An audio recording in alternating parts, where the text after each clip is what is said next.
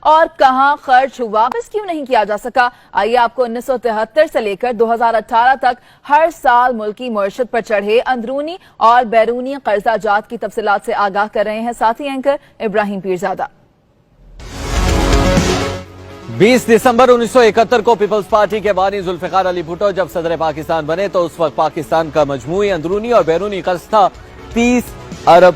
روپے۔ 1973 میں ملک کو آئین پاکستان کا تحفہ ملا اور اسی سال 14 اگست کو ذوالفقار علی بھٹو وزیر اعظم پاکستان کے منصب پر فائز ہوئے، مگر ساتھ ہی قرض 2 گنا ہو کر 60 ارب روپے ہو گیا۔ 7 مارچ 1977 کو پیپلز پارٹی حکومت نے قبل از وقت انتخابات کرائے، لیکن 5 جولائی 1977 کو ملک میں مارشل لا نافذ ہو گیا اور اس برس ملک پر مجموعی قرض 97 ارب روپے تک پہنچ چکا تھا۔ یوں ذوالفقار علی بھٹو کے دور صدارت اور وزارت عظمیٰ میں قوم پر مجموعی قرضوں کے پہاڑ میں 67 ارب روپے کا اضافہ ہوا۔ ضیاء الحق نے 1985 میں غیر جماعتی انتخابات کا انعقاد کرایا اور اس برس مجموعی قرضوں کا حجم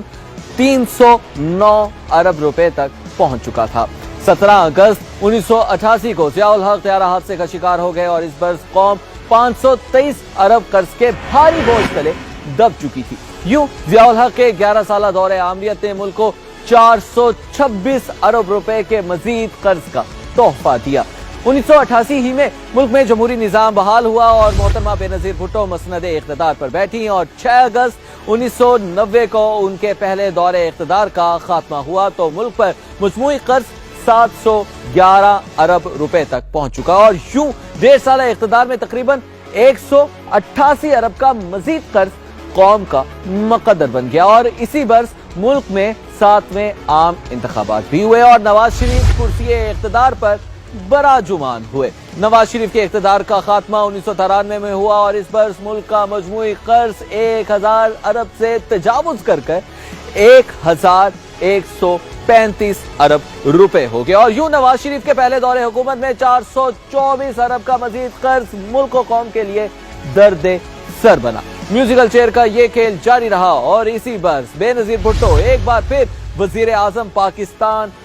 منتخب ہو گئی اور 1996 میں ان کی حکومت کی بساط بھی پلٹ دی گئی اور اس برس ملک کو مجموعی قرض 1704 ارب روپے تک پہنچ گیا تھا، یعنی بے نظیر بھٹو کے دوسرے دور حکومت میں 569 ارب کا مزید قرض قوم کے نصیب میں لکھ دیا گیا اور 3 فروری 1997 کو عام انتخابات میں فتح پا کر میاں محمد نواز شریف رونق افروز مسند اقتدار ہو گئے اور 12 اکتوبر 1999 کو پرویز مشرف کے مارشل لا نے ان کے اقتدار کا خاتمہ کر دیا اور 1999 میں ملک 2946 ارب کے قرض تلے دب چکا تھا۔ نواز شریف کے دوسرے دور حکومت میں کل 1242 ارب روپے کا قرض لیا گیا۔ پرویز مشرف نے 2002 میں انتخابات کرائے تو ان کی چھتری تلے جمہوری حکومت قائم ہوئی، مگر پرویز مشرف ان 3 برسوں میں قرضوں کے حجم کو 3636 ارب تک پہنچا چکے تھے۔ یوں ان کے ابتدائی 3 برسوں میں 386 ارب روپے کا بھاری بھرکم قرض ملکی معیشت پر لاد دیا گیا۔ 2007 میں مسلم لیگ قاف کی حکومت کا خاتمہ ہوا اور پرویز مشرف وردی اتار کر اپنی اہمیت کھو بیٹھے، مگر ان کے طویل دور اقتدار میں ملک پر قرضوں کا پہاڑ 4802 ارب روپے تک پہنچ گیا۔ یوں پرویز مشرف نے 1856 ارب کے قرض کا ہار قوم کے زیب